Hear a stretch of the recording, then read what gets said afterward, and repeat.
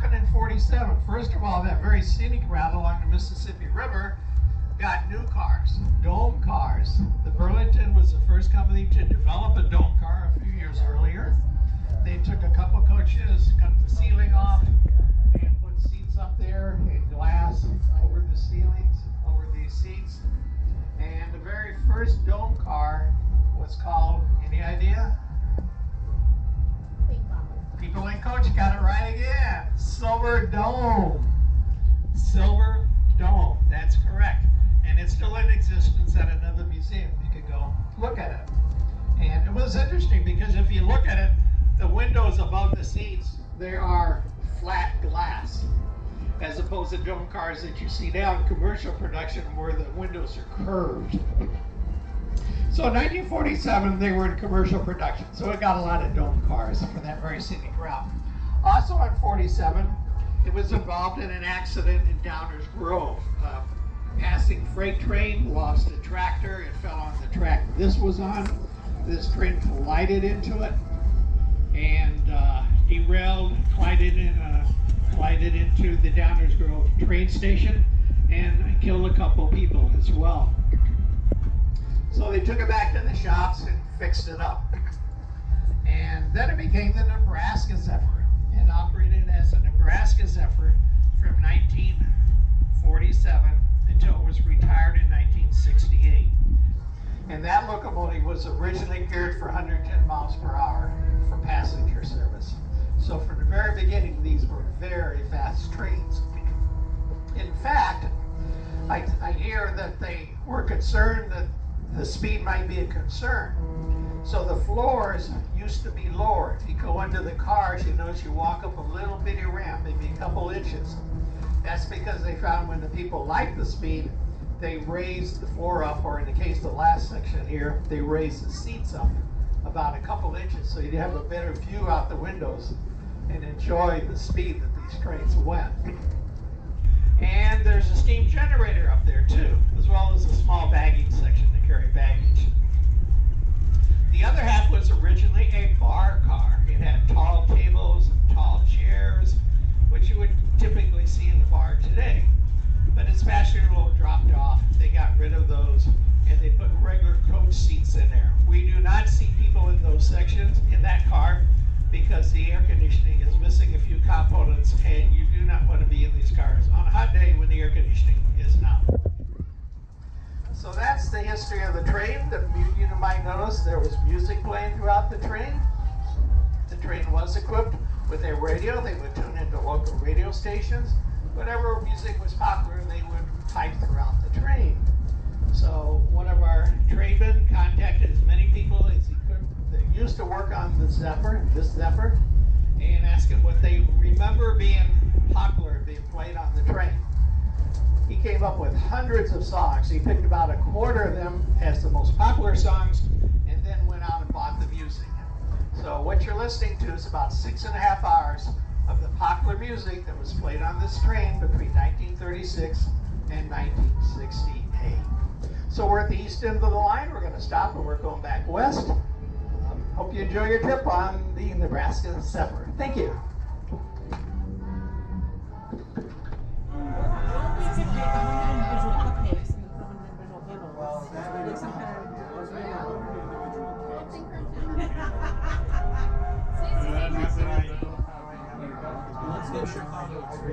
I know, right?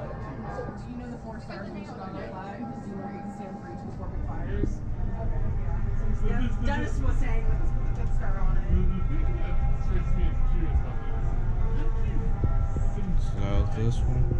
These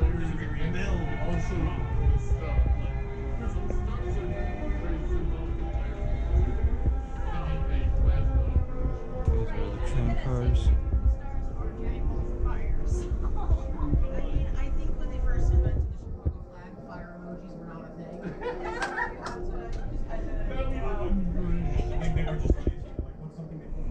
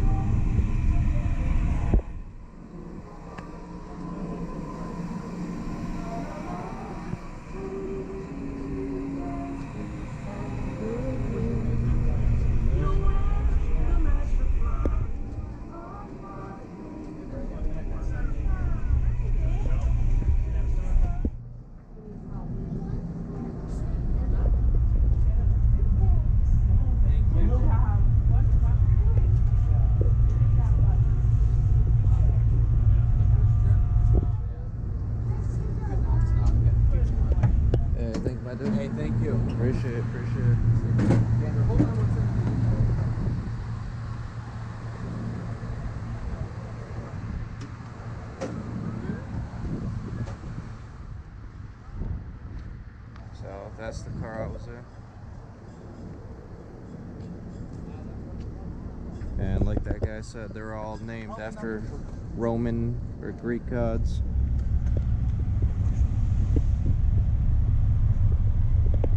That's Venera. And we got Venus right here.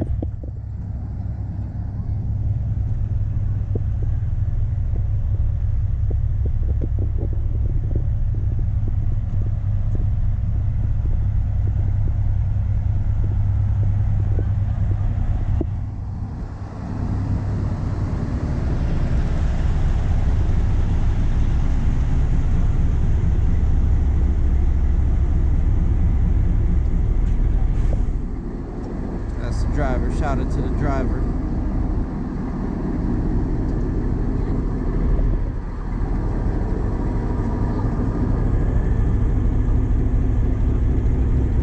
Diesel.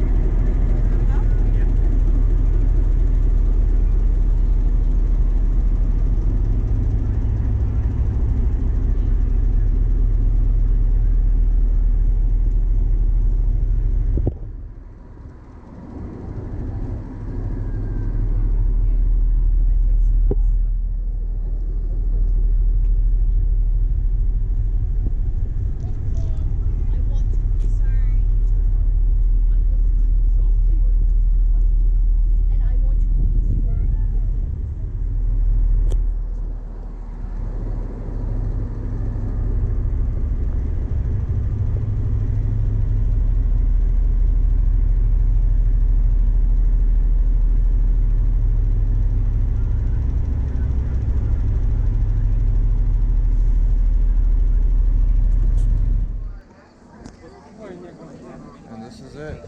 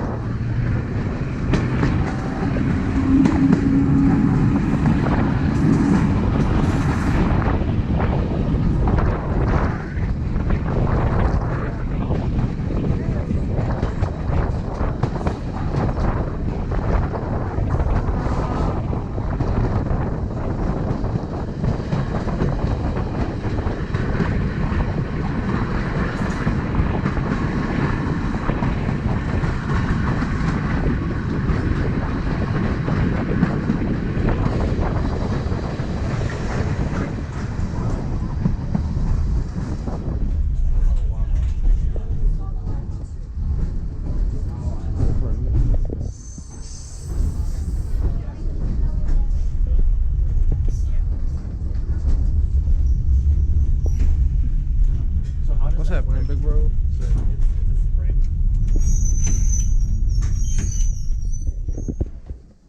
You might want to try the other side, Fred. It's a bit easier step. All right. That's that. Stay with that. All right. To the other end we go. Yeah.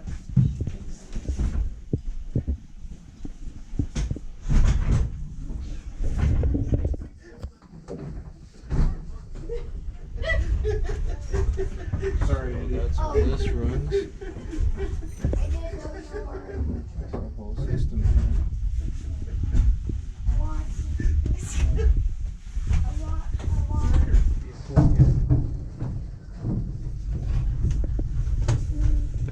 switch.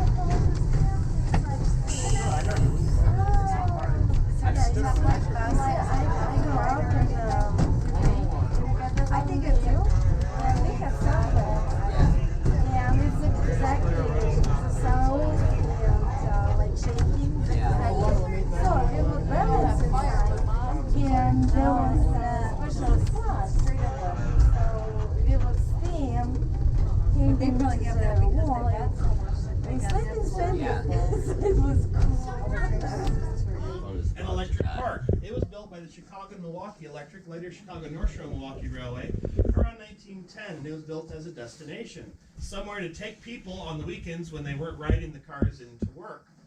Clever, isn't it? And as is true of a lot of electric parks around the country, it has long outlived the railroad that created it. Now this car is Illinois Terminal 101, which was built in 1917 by the American Car Company of St. Louis. And this car ran predominantly in the St. Louis area, particularly on the line to Alton on the east side of the bridge. This car and a number of others operated until about the 1940s, and then this car was modernized a bit with another car, the car numbered 104, I believe, and they became what was called protection service. Now the Illinois Terminal ran interurban cars all the way up to Peoria. You could ride from St. Louis to Peoria by electric traction through like Decatur and Springfield. And there's also a little path that took you off toward Bloomington, Champaign, and Danville. Now, in the mornings in the 50s, if the interurban car from Springfield was late, they'd get these two cars out and they would run the suburban service into downtown St. Louis, though by the time they actually called a crew and got the cars ready, the car was usually there anyway, so they were late regardless. This car was last used around 1955 or so, and it came here to our collection of interurban cars and street cars about that time.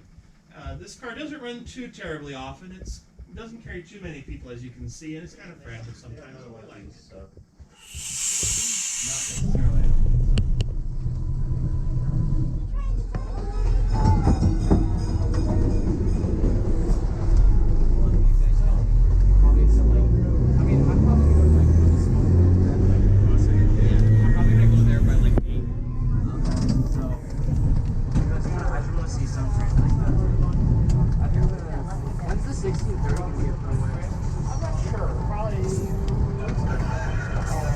Sometime in the vicinity of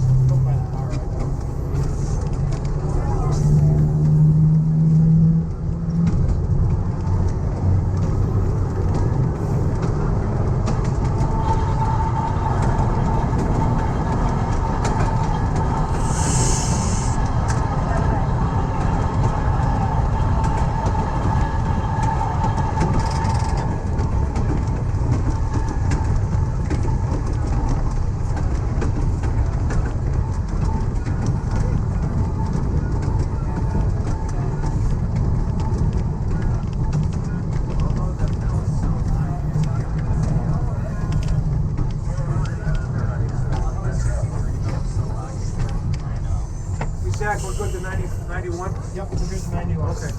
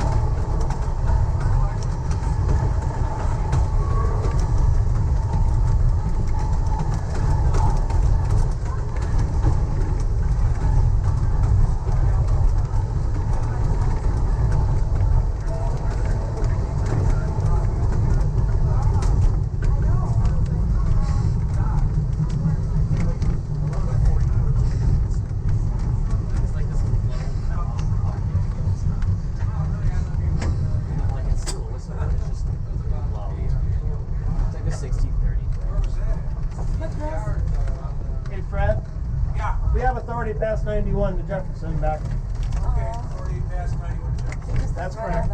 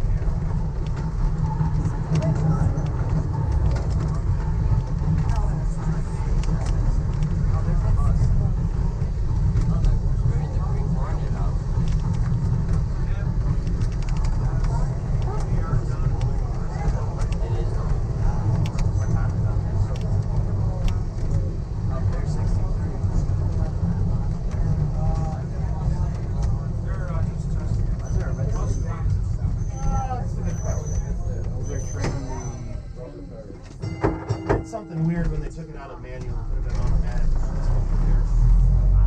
It's a permissive signal anyway, so it's not.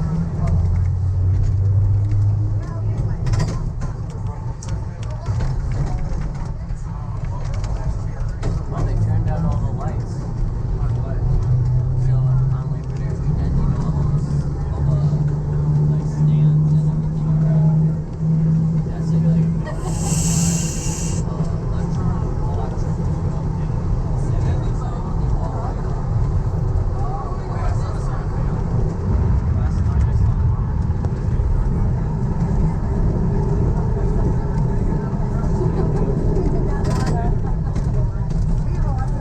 I know it doesn't change,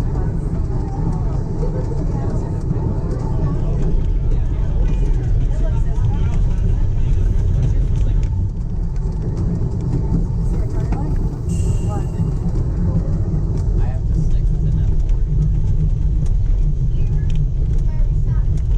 For me, it's either for like Europe side or it has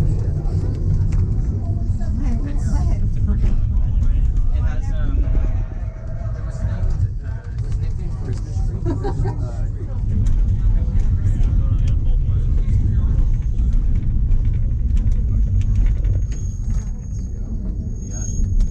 No, it's this. It's an electrical thing. I see the. That's what I thought at first.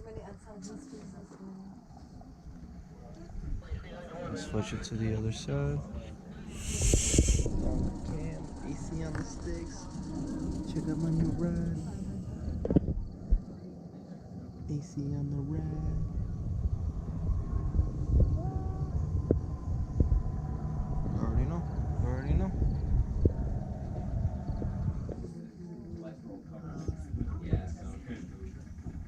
There's the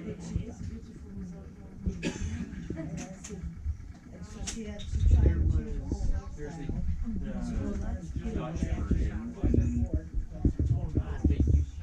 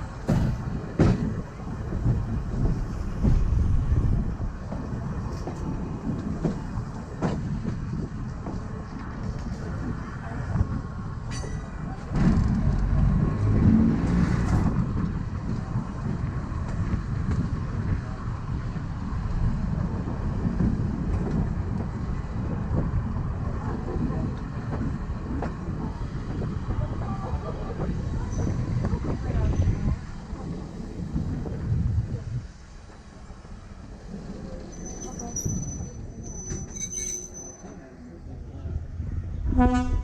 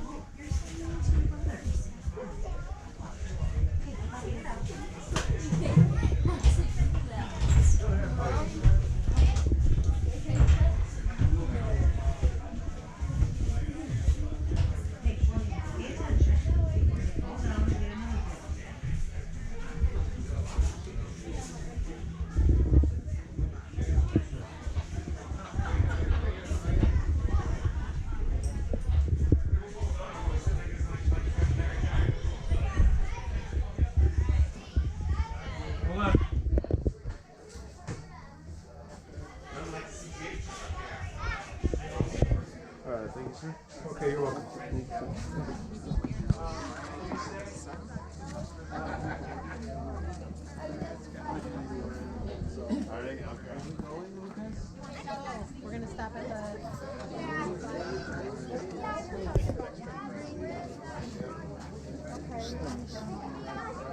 Definitely sitting on 30s.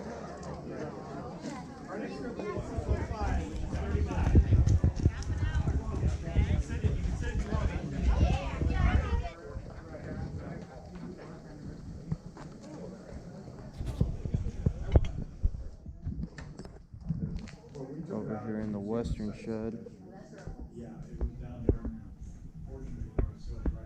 The western shed is where it's at because they got the 1953 1605 diesel electric GP7. That's what this is. I didn't know that before. I just learned that now.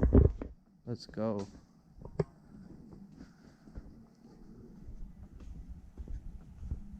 Whoa, look at that. Look at this thing. Look at these wheels. That's a train wheel. I gotta raise the camera up.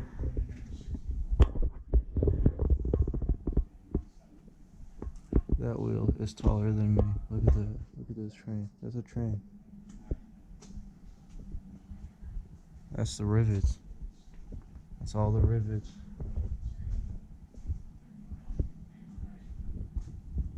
Look at this thing. This thing is huge.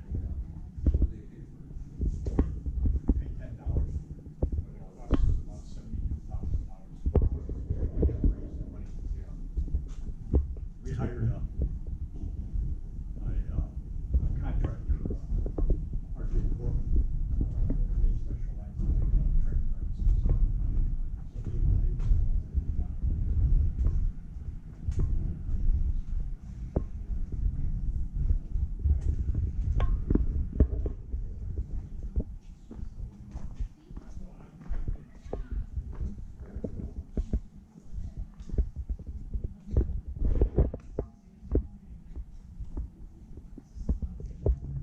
Those wheels. That's another one. That's another one.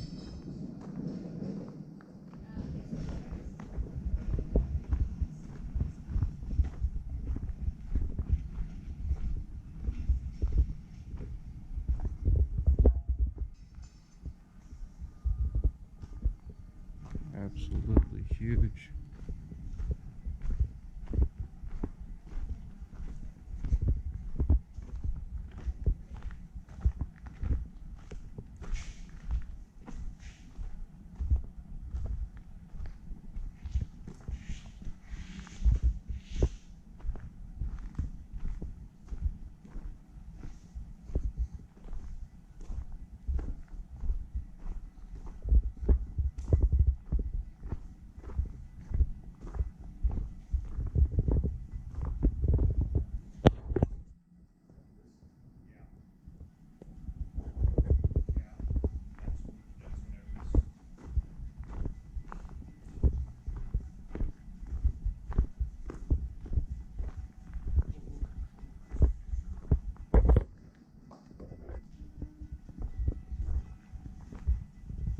What is this thing? Germany colored? Black, red, yellow. Going in. And another Santa Fe by the looks of it. What is this? A Santa Fe? All those are steam ones back there. This thing's a Butte. North Shore Railroad? Huh. Or South Shore. South Shore. Okay. Cool. This place is so cool.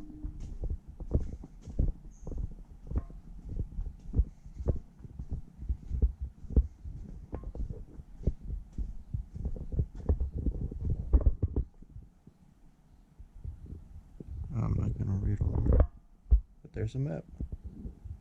There's Chicago, Indiana to Michigan to what? Grand Rapids? No, Benton Harbor. Alright, close enough. That's like Holland. That's somewhere by Holland, Michigan. Michigan City or whatever. beginning part of Michigan. Oh, another caboose. Oh no, that's not a caboose. It's like it's the part where they held the coal in the trains. That's where the coal was.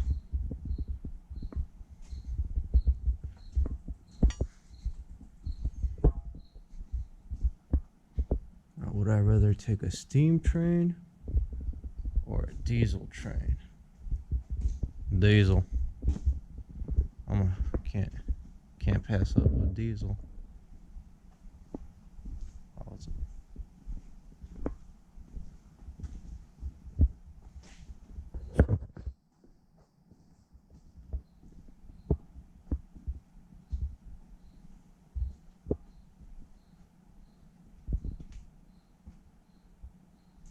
So according to my brother, who knows a lot more about trains than I do, that is an air tank. Something about air compression.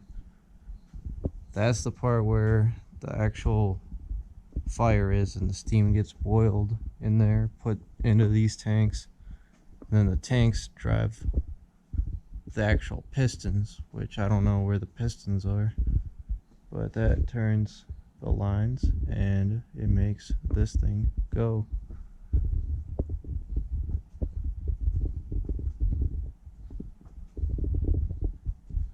They need all that coal.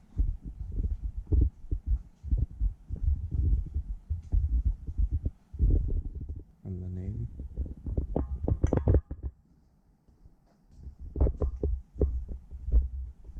Gotta go bring the munitions out to sea.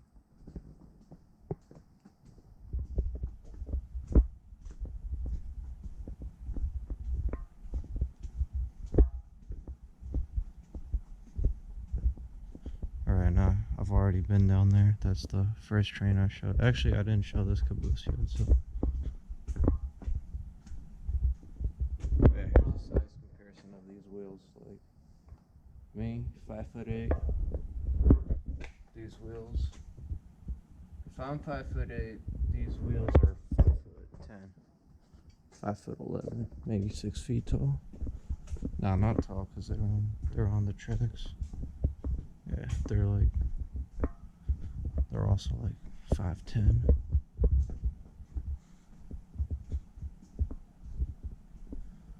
Alright, that's it for the caboose. Oh no, this is the whole caboose.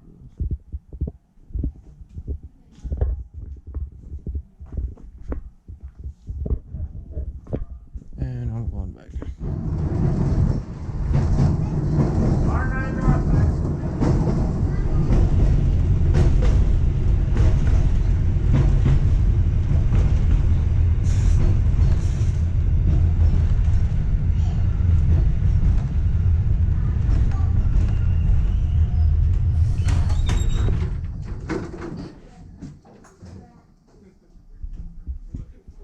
Watch your step.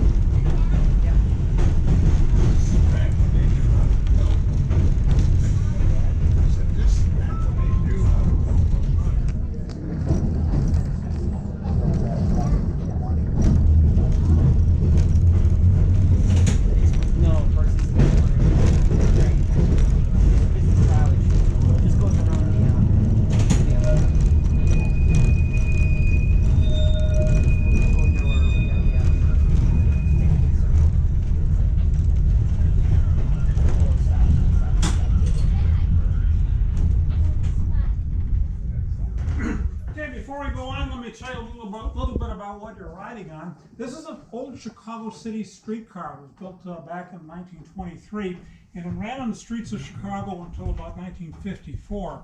Now, back in the days when this car was built, streetcars were the way people got around the city. There was really no good alternative to that. Almost every street, every main street in Chicago, except the boulevards, had a streetcar line on it at one time. The way it worked is the railroad tracks were laid on the below the street level, and then they'd bring the pavement up to the top of the rail, so the whole street looked like a grade crossing. Now, this wasn't just a couple of lines and a couple of streets. The Chicago system was about 1,000 miles of track and city streets. On any given day, there'd be thousands of cars like this in operation, hauling hundreds of thousands of people around the city.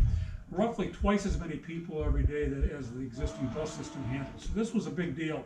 And Chicago wasn't unique. All big cities in that era had big streetcar systems like Chicago's. And even small cities had streetcar systems. Elgin, Aurora, Joliet all had streetcars at one time. Now, as you start getting through the 1920s, things start to change. And what starts to change is, first of all, automobiles become wildly popular. People start driving cars rather than riding streetcars. But more importantly, automobiles caused cities to start to pave their streets. Before the 1920s, you didn't see many paved streets in the city. You saw paved streets downtown, maybe in a couple of regional shopping areas. Everything else was mud. And that's one of the reasons they had to use railroad tracks to support a big vehicle like this. But once the streets get paved, you don't really need the railroad tracks anymore if you can develop a vehicle that can just drive on the pavement, a bus. It took them a while to develop big buses. By the 1930s, though, buses were big enough to do the work of streetcars in small cities, and that's when you see the small city systems convert. After World War II, buses were big enough and reliable enough to do the work of streetcars in even the biggest cities, and that's when the big cities go. That's what happened in Chicago. CTA took over the system in 1948.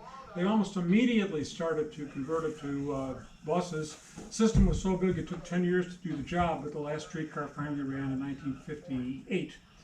Now, the same thing's happening all over the country during that period. City after city is changing the streetcar system into a bus system. Now, streetcars never totally went away. You can still ride streetcars in some cities in this country. Some cities kept a few lines as historic lines. Probably the best example is San Francisco. Another example is New Orleans. Some cities had built streetcar subways early in the 20th century, so they kept the lines that operated through the subways. Boston and Philadelphia are the best examples of that. Some cities kept the historic lines. There's been a couple of cities that have also built new lines. Milwaukee built a line a few years ago. Kenosha built a line. What's different, though, today is the streetcars you see today are isolated lines in cities that are otherwise completely served by buses. What you don't see are these massive streetcar networks that used to cover a city like a spider web. Those are all gone in this country and probably not coming back. You have any questions, comments, bricks, bottles, epitaphs? Thanks for the information. Okay. We call this stop our electric park stop. It's not much of a park, obviously. But the reason we do that is because electric parks were very common on trolley lines. What they were, the trolley company would develop a park on the outskirts of its system, and the idea was people on their days off would still ride the trolleys to get to the park, and they'd pay admission into the park. Now, these could be anywhere from just a simple picnic grove to a major amusement park. Trolley parks were really popular into the 1920s. They start to fade in the late 20s and 30s as people start driving to places not served by the trolleys. But even today, some of them still exist, and probably one of the most famous trolley parks that still survives is right here in the Chicago area. Anybody know what it is? Ravinia. Ravinia. Yep. Ravinia was built by the Chicago-Milwaukee Electric Railroad back in 1908. It's a high-class picnic and concert venue. It's still doing that today. The railroad's gone, but the park's still going strong. Any questions?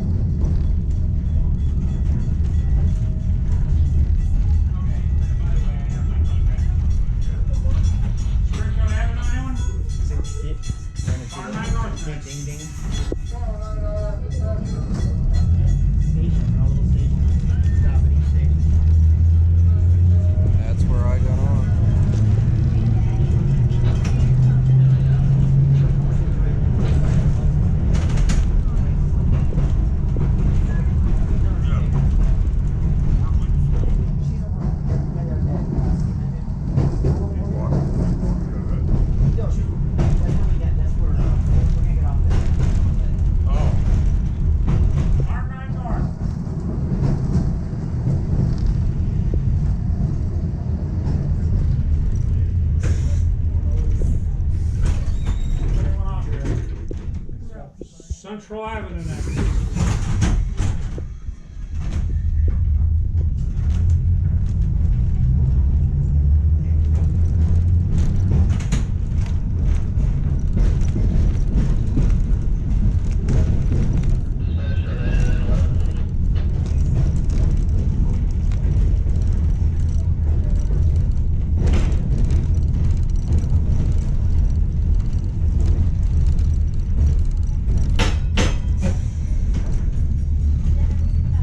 No, we're gonna get the drink. The next one.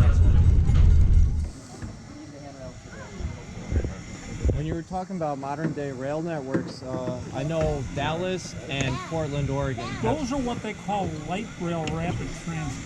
Light They have some street running, but they're primarily on private right of way. They're a relatively cheap form of rapid transit.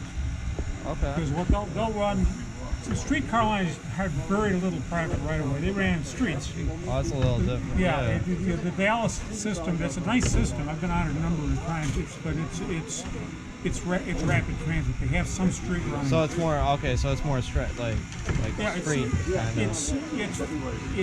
it gives faster service than you could get on city streets. Oh, definitely. Yeah. There's a couple of other cities that have those. So Chicago doesn't have that, but Minneapolis has that. I've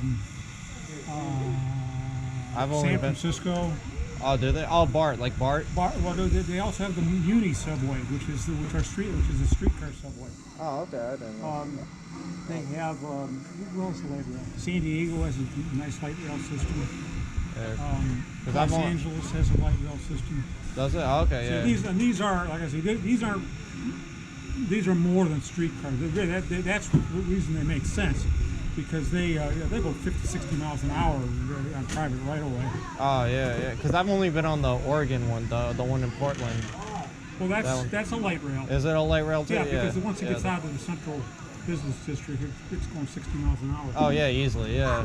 So, that's yeah. Those are popular because it's a cheap way to get a decent rapid transit system.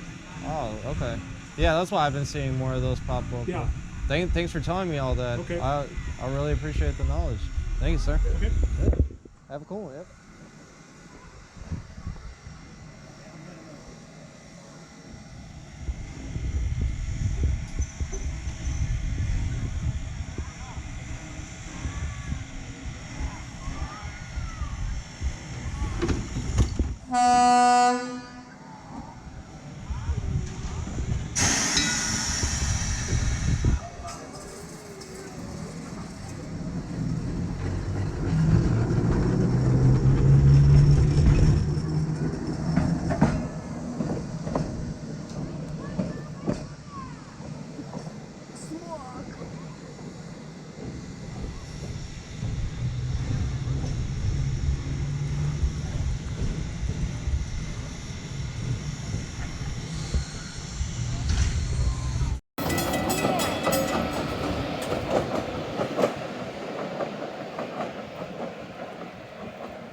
Just got off of that.